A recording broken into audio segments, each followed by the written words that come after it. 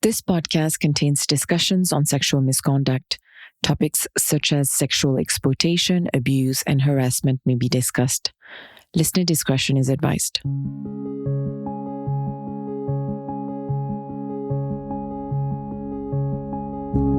With things like psychopathy, these behaviours are nevertheless, we should see them on a spectrum, and we see these types of traits and behaviours in the general population. I've certainly seen them in the workplace.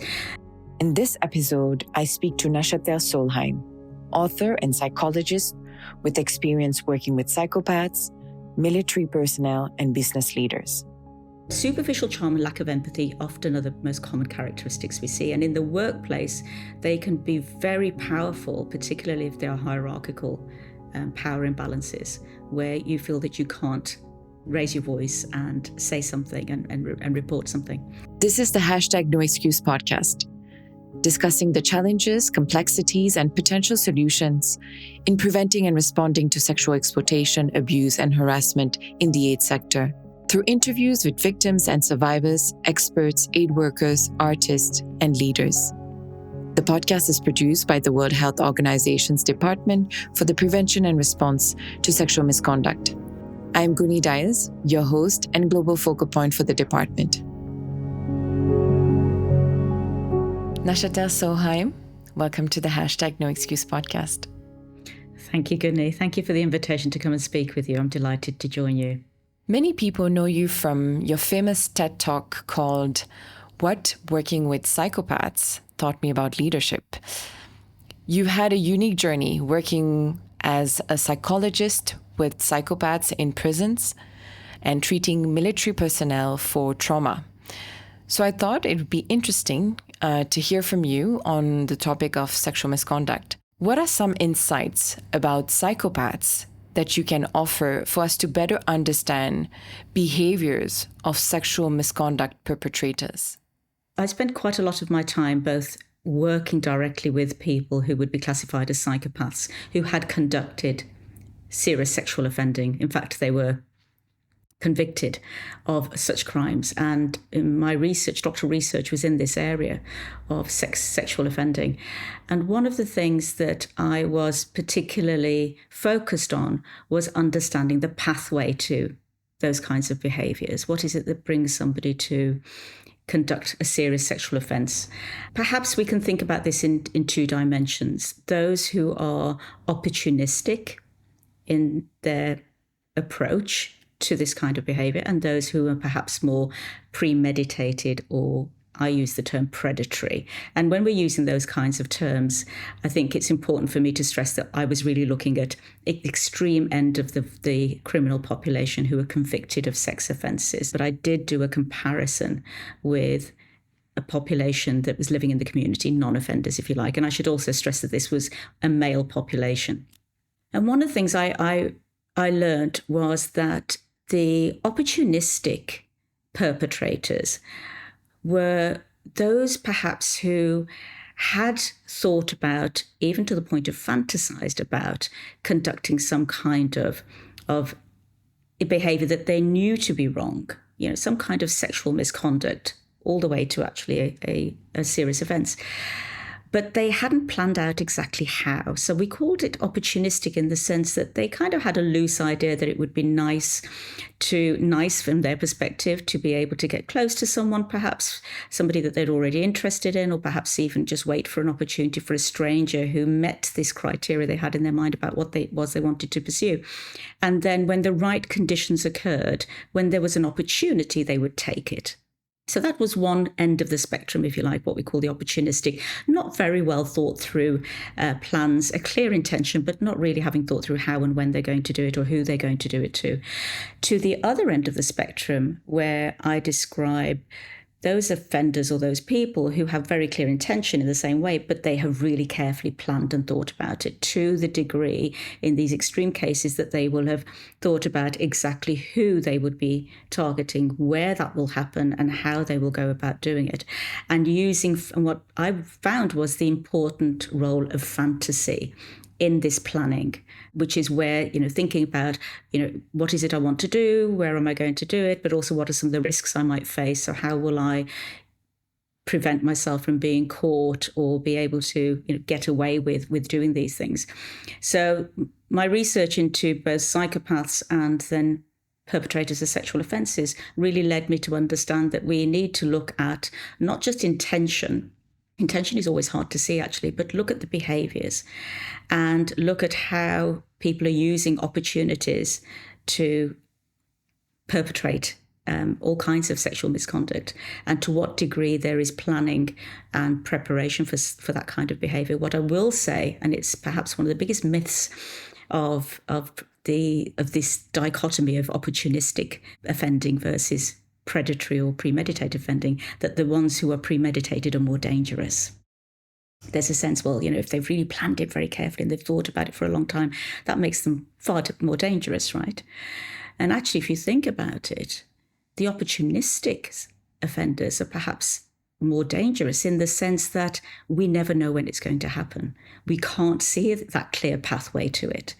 It could be an opportunity in any shape or form that only they know they will take. So they become more unpredictable. And those who are unpredictable are harder for us to identify and then manage. So I guess the short answer now to your question was what I learned from working with people classified as psychopaths and those who had committed serious sexual offending is that we need to look at both those who are seemingly very planned in the way that they go about engaging in these types of behaviours, but take as seriously those who seemingly seem opportunistic and maybe looks at the surface like it was something that was perhaps very casual, wasn't very well thought through. Should we take that as seriously? Absolutely, we should. What are some common traits, behaviours, and potentially patterns that you've observed that can help us identify potential risks or red flags that we are potentially dealing with the perpetrator? I think in the workplace, we see a lot of some of the behaviours I'm going to describe to you, that whilst I was identifying them, and they have researchers identified these characteristics or diagnosed, if you like, with things like psychopathy, these behaviours are nevertheless, we should see them on a spectrum, and we see these types of traits and behaviours in the general population. I've certainly seen them in the workplace. So the two most commonly talked about traits, if you like, of a psychopath or somebody who's in that spectrum are the trait of having superficial charm. It's one of the most known traits, if you like, or characteristics of somebody with psychopathy, that they are able to engage very easily people around them. They have this superficial charm that creates trust very quickly. They're very positive towards people. They get to know people very quickly. They tend to be maybe those people and I'm not saying this is everybody, by the way, because lots of people are positive. So I just want to, that's a caveat. We're not looking at everybody who does these things to be a psychopath, but you will have this feeling with somebody who gets your trust very quickly, builds a relationship very quickly. But here's the key: will identify something about you that they think is special and unique that only they can see. And then begin to foster that unique relationship with you because only they can see how special you are and how talented you are, for example, or whatever that characteristic is that they've identified, and then really build this relationship with you in a very intense and very quick way. And it can feel very flattering. It can feel very engaging, but it also is their modus operandi, is their way, their mechanism of getting you into a trusting relationship very quickly, where they can then go on to perhaps engage in some of the behaviours I'll talk about, which then move towards sexual misconduct. I used to say when I was working as a psychologist in forensic high security settings that when you work with people who are actually classified with psychopathy, that one of the first things they will often try and do is seduce you into a close working relationship. You're the only one who really understands me. Nobody sees you the way I do.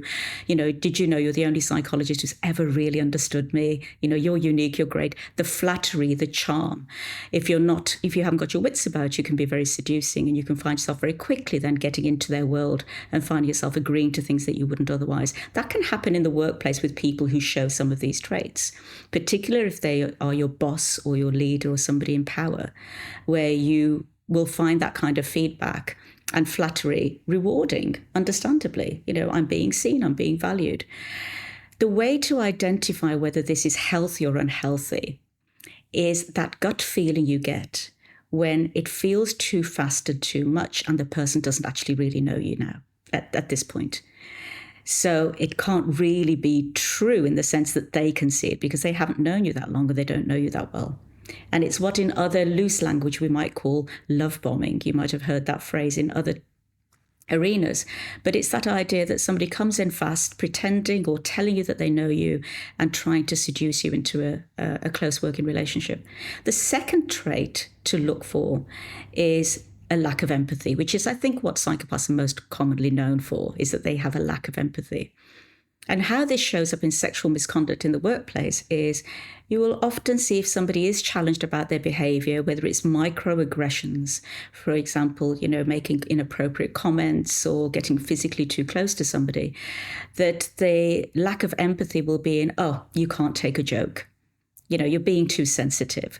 Nobody else has ever complained about this with me. This is something about you. So the inability or the unwillingness to actually identify that, never mind what anybody else feels about this behavior, you are not comfortable about this behavior and you've let them know so.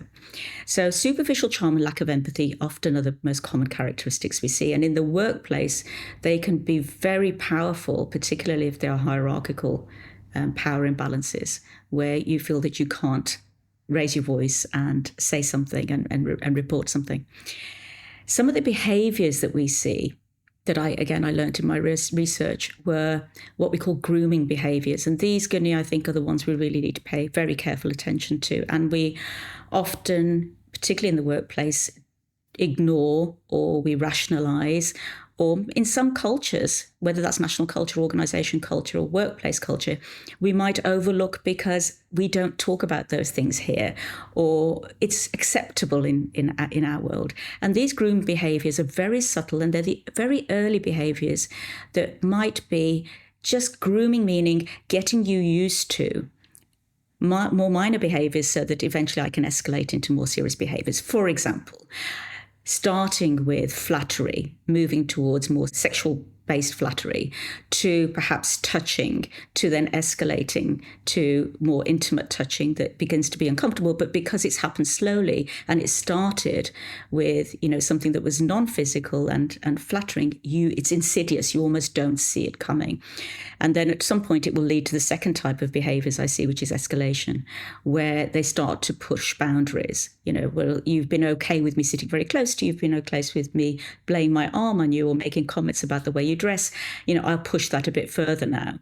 And perhaps that, particularly in social settings when we socialise outside of work, that might escalate into actual serious misconduct or offending behaviours. But you will see, and I've seen this with people who are classified as psychopaths and sex offenders, in the early part of their journey, before we find them offending, will have engaged in a lot of grooming activities, getting the person that they're interested in used to the way they are. This is just who I am. I joke, I touch people, I tend to sit too close. I always make these remarks, don't be so sensitive. And so when I escalate from that behavior, you're going to accept it because it will just be seen as an extension of who I am. We call this hiding in plain sight. When you see people who develop these relationships very, very quickly, tend to be very popular, very engaging, very touchy, very feely, very emotionally expressive, they're hiding in plain sight, meaning we find it harder now we've built this trusting relationship with this person to actually say, when you do that, I find it uncomfortable. That's crossing a boundary for me. Because now I've been brought into this inner circle of trust with you, it's harder for me to speak up. But the intention in those sexual misconduct perpetrators is that they can hide in plain sight and make it very difficult for you to speak up. During our prep call, you mentioned that sex offenses are among the most difficult to prove, especially when investigations are done internally, which means at a corporate or organizational level. What is it about that offense or the nature of that offense that makes it so hard to prove? And what are some of the ways that we can address these challenges? As I've described some of these behaviours, and I'm very mindful not to trigger in this podcast by, identifying a lot of the behaviours that I've seen and we know can occur. But one of the things that happens, particularly in the workplace, is these behaviours don't have physical evidence. There's a lack of physical evidence. Something that somebody has said to you, something that somebody has, a light touch. It's very hard to produce physical evidence. Actually prove that there has been sexual misconduct or indeed an offence is either the lack of physical evidence, or, for example, that the evidence, by the time the person feels brave enough, the victim is brave enough to come forward with it, perhaps the evidence has gone. There's been a distance, there's been a gap in time. Another reason it's so difficult to prove them is it's often my word versus your word. It's a he said, she said, or however you want to put that, me versus you. And we're very reliant on personal testimony.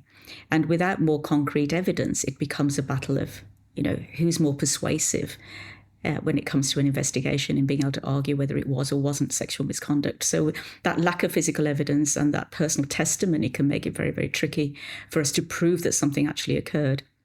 And I've mentioned already power dynamics. If the person who is perpetrating this behaviour is your leader or your boss or in a position of authority or power, or you are dependent on to meet some of your needs, then that can feel very intimidating to go up against somebody in power, or to go up against somebody who you are also dependent on and need things from. So how do you go up and challenge that without the risk of negative retaliation? There are a lot of other things I think we spend a lot of time on this section. I think there are issues around our biases. Those of us who work in these organisations, how well trained are we when we're conducting investigations to know what questions to ask and how to ask them? What are our own biases that might be getting in the way about what we think is appropriate and not appropriate? So there's a lot of reasons why I think sex offences, sexual misconduct go unreported in the workplace. What can we do? I think a lot of our audience will know that we need to have good policies in place. We need to have really good mandatory training. We need to have good criminal checks before we hire people. We need to have anonymous reporting available inside organisations. We need to create a culture in the organisation where people feel safe. We talk about psychological safety and trauma-informed organisations. What that really means is, do we create organisations where people's mental health and well-being is taken care of, where they feel safe to speak up? There is a low threshold for saying, not just talking about what I work with, but who I am and what's going on for me. So I think those are some of the things that we know organisations know they can be doing and can be better at. But I think one of the key things I want to really bring up here is I think some of the organisations need to think about their leadership and how they hire their leadership. Leaders are instrumental in both creating that psychological safety, that environment where people feel free to speak, but also in role modelling and supporting what's appropriate and making it very clear what is and isn't acceptable. So I'd like to zoom in the recruitment part. What are some of the measures organizations can take to prevent hiring perpetrators in the first place? Again, we can talk a lot about policies and procedures and doing good background checks and criminal checks. So I'm not going to talk too much about those things that we know we should be doing, but I'm going to highlight something that perhaps is a little more, let's say, controversial or provocative, which is the culture of any organisations, I always say, starts at the top, meaning the top leadership. That's where the culture gets set for any organisation. What is accepted, tolerated, permitted and allowed by the top leadership will be tolerated, accepted, permitted and allowed throughout the organisation. So the first thing I would ask organisations to do is look at the culture of your senior leadership. When they're hiring, when they're looking to recruit, there is a bias. A lot of research shows us that we have a hiring bias. We tend to hire people like ourselves. We look for things that we recognise and we know. Unless we're very intentional about hiring somebody and lots of leaders we'll hire people who complement their skills and attributes. But often our knee-jerk is to hire to ourselves. So the first thing I would want to do is look at the hirers. Who's doing the hiring? What biases do they have? What characteristics and attributes do they have? Are they the best examples of a healthy culture when it comes to these issues? And therefore, are they the best place to go in and best people to go in and do the hiring? Do they have the appropriate training? So I would look at the hirers first, and I would look at the top leadership to set those standards, not just in policy and procedure, because as we all know, policy and procedures are rarely read and examined, but are they practicing those on a daily basis? Can we see them practicing those policies and procedures on a daily basis. One of the things my personal experience has shown is that when we do references, and I know we're getting better and better at not just having written references, but, taking phone calls, speaking to several different references about this person, what are the questions we're asking in this area? Are we actually asking the difficult questions? And for example, and maybe we should, and that certainly would be my recommendation, that we start to ask questions like, has this person ever been involved or had an allegation made against them for sexual misconduct or misconduct in any shape or form, whether it was substantiated or not, just to get an idea of, has there been noise around this person in this way? Do we ask those questions? Not only what has this person done, but the other significant question I would want to ask is, what has this person ignored or allowed? Have, for example, there been issues in their team? Have there been issues around them? And asking those kinds of questions, I think, can be more helpful and revealing about who you're hiring than the CV and the 4 glowing references that you're likely to get. In your work with military personnel for trauma, how does trauma, both experienced by the victim and alleged perpetrators, influence the dynamic of the organizational setting? I've worked with the military, both in their work in wartime, but also in peacekeeping activities.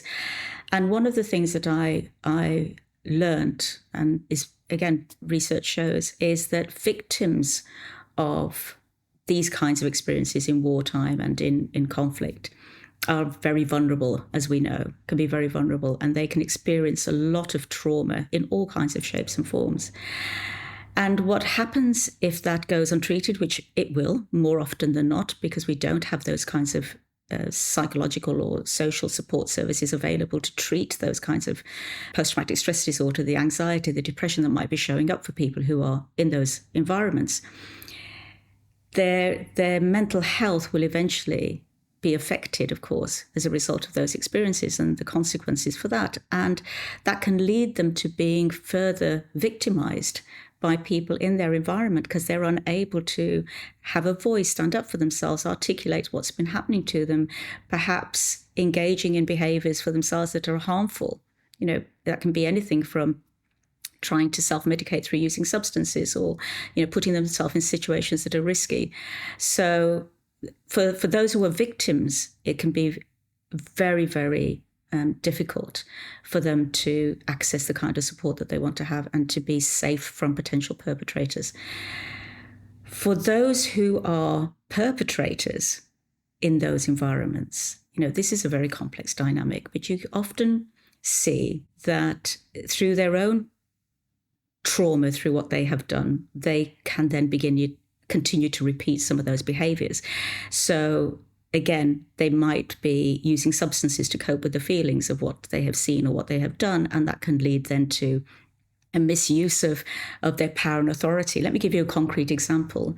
When I was working with the military, there were cases, very sad cases, of personnel who were going into a peacekeeping role and witnessing horrific situations, very traumatized from those situations, and unable to cope with those feelings, not the necessary support available to them in the moment to cope with that, and finding themselves reacting more aggressively, with more intimidation, more control, aversive type behaviours than they would normally to the very populations they were there trying to support and help, because they were so traumatized themselves.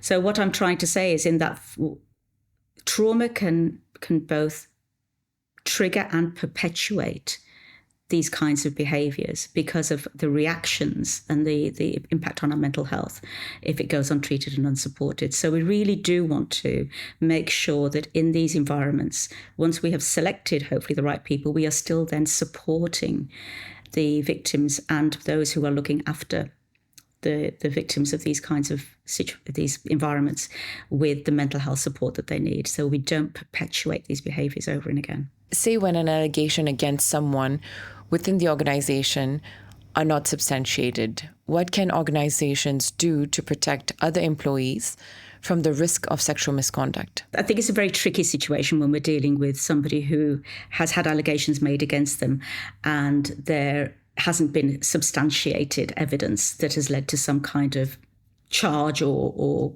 conviction. And that's because there's probably two reasons why it's not substantiated. One is there was no evidence and the person is innocent, or the person isn't innocent and it was true. However, we didn't find enough evidence to charge them. The most important thing to do, regardless of either of those cases, is to step up monitoring and supervision around that part of the organisation and the person that the allegations were made against. And the reason I say that is because we can't be sure that that investigation was 100% accurate. We don't want to attribute blame where there was no blame, but we just want to be cautious and competent in making sure that we have stepped up our supervision and monitoring of those behaviours to see that there isn't anything that might be happening. I think having regular climate surveys in and around that area or in the organisation is really important. They are anonymous. It's an opportunity for people to speak up without feeling that they will have retribution or retaliation. In the same way, having anonymous reporting is critical for these kinds of behaviours, this kind of misconduct. It's only with anonymous reporting that we will be able to locate and stamp out this kind of behaviour. So even if it's not substantiated, step up the supervision and monitoring, make sure there's good anonymous reporting available, make sure there's good climate surveys. And I think the other part of it is also to make sure that there's a revisiting of mandatory training. If there was behaviour that was inappropriate but not substantiated to a charge, then bringing that out into the open with a good conversation training can also ameliorate perhaps consequences for other people in that environment. To what extent does anonymous reporting can stay anonymous? So you do an anonymous report for someone to do, an investigator to do the investigation needs to know who we are talking about. So where does that anonymity stops? That's a very difficult question. And that really is something that each organisation probably has their own policies and procedures for. In my practice, we would always say that, it's the same with confidentiality. When somebody shares something, that they do so. Well, first of all, if it's anonymous, we're not going to find out who shared it, and we're not going to find out. Perhaps we'll only know the perpetrator or the alleged perpetrator. We won't know the victim. So we can only respond to that with an investigation. Because anonymous reporting, the purpose of these anonymous reporting channels is that somebody can identify this kind of behaviour and have it investigated, and then be encouraged to come forward if they feel safe enough and the organisation can handle that in a safe way.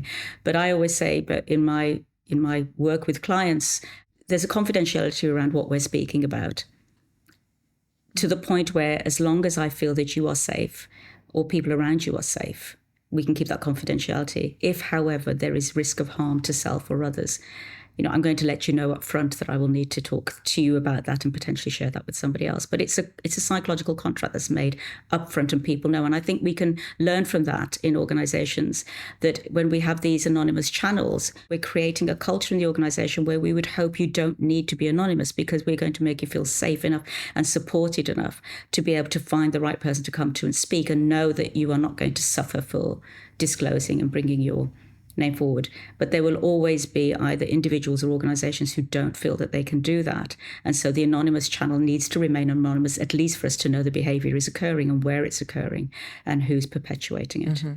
Leadership plays a crucial role in setting the tone for the workplace, as you mentioned, especially for the culture. Based on your experience and research, what are some of the key actions leaders can take to prevent and address sexual misconduct within their teams? The headline for this one, I think, has to be nip it in the bud. And I can tell you from personal experience that if leaders nipped these behaviours in the bud, meaning very early on in those grooming type behaviours that I mentioned, then we would hopefully prevent these behaviours becoming more and more serious, to the point where we have people being traumatised and we have to then go into investigations and charge people. I think what I mean by nipping in the bud is have standards, you have policies, you have your procedures, you have your guidelines around what is appropriate and not appropriate conduct. Follow through on it, but don't just follow through on it when it becomes so uncomfortable and difficult somebody's had to report it. Be observant in your environment. If you as a leader see that somebody has made an inappropriate comment and it's a little awkward, don't ignore it and think, well, I'll let it pass on this occasion. Or, we were out at a social dinner with the team. Perhaps this was something that was, alcohol induced and they didn't really mean it. Nevertheless, nip it in the bud. Take it up there and then. I can give you a personal example of this. When I was working with a team, and indeed we'd had a workshop during the day and went out in the evening, and it was a team dinner, and there was a lot of alcohol involved. People were drinking and socializing. But I remember one of the male counterparts of the team passing a comment on the sexual appearance of a very sexual comment made to one of the female members of the team. And the leader handled it really well. The moment he heard it, he walked up, tapped him on the shoulder and said, "Inappropriate, stop now, time to go to bed." And it was that nipping in the bud that I thought was so important. A very clear message. What you've just said is not appropriate. You've overstepped a boundary. And here, by the way, here's the consequence. It's time for you to leave. And I watched the reaction of the woman who was there, and I could see the relief in her face that it's done, it's taken care of. I haven't got to tackle this all evening now and wonder where else I'm going to have to put up with these comments and this behaviour. So that's the most powerful thing, is to be observant and identify the early breaches of some of these boundaries and stop them there. The second thing is to lead by example. And this is back to, the culture which you set in your own organisation. Get feedback. It might be that you're not even aware of some of the things that you do that people find uncomfortable. Things like encroaching on personal space. It may be that in the culture you've grown up in, or the culture that you've come from, or the organizational culture you've had before, that you find it very easy and it was tolerated to make personal remarks on appearance, for example. And then finally, and I think this is perhaps one of the most important things, is you are as a leader responsible for creating safety, a culture of safety in your organization, where people feel free to be their whole selves, talk to you about what's going on in their lives beyond their job role and their tasks, and also therefore then to report any feelings of discomfort or worse to you if something is occurring. And you have to be an engaging leader who takes the time to know their people, takes time to not just understand what they do, but who they are, and foster that relationship of trust so that they will then feel comfortable coming to you. Also meaning it'll be much harder for potential perpetrators to overstep boundaries, because they're in an environment where things are open and spoke about and egregious behaviours are not tolerated. Thank you so much, Nashater, for sharing your wisdom and your experience with us. Thank you for coming on the #NoExcuse podcast. Well, thank you for having me, Gunni, particularly to talk about such an important subject that's very close to my heart. So appreciate the invitation. Thank you for listening. If you have any feedback or questions, feel free to reach out to us at prseah@who.int. Until the next time, goodbye.